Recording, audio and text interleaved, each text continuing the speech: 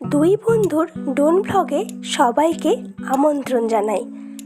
আজ আমরা কথা বলবো হুগলি জেলার চণ্ডীতলা থানার অন্তর্গত বনমালীপুর গ্রামের মন্দির ব্রহ্মদত্ত ধাম নিয়ে।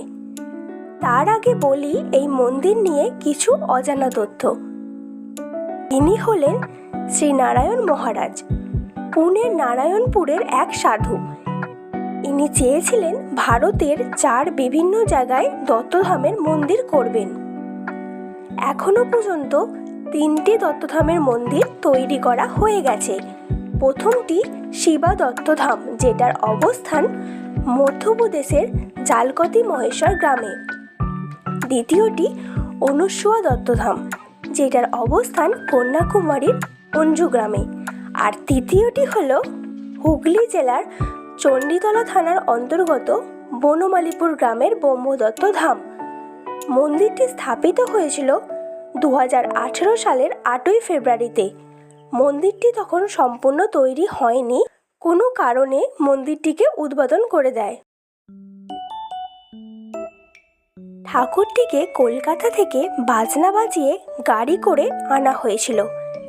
তার সাথে পায়ে হেঁটে হাজার হাজার মানুষ এসেছিল। এটি হলো মারাঠিদের মন্দির।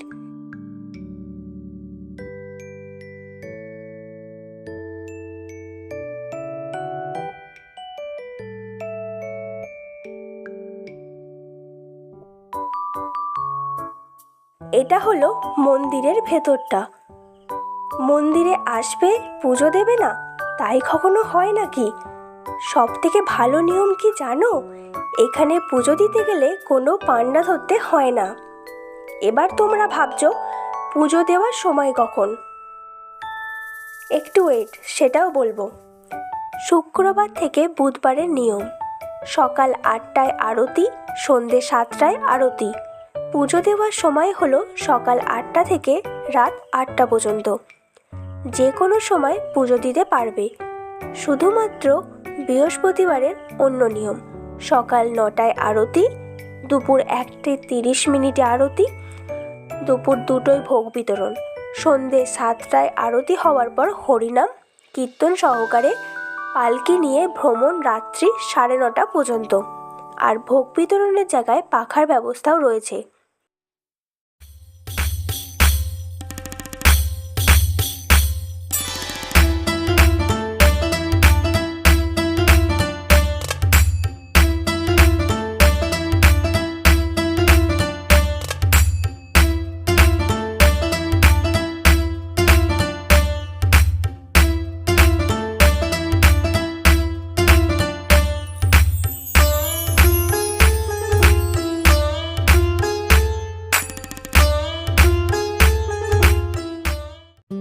এবার ভাবছেন এখানে আসবেন কি করে?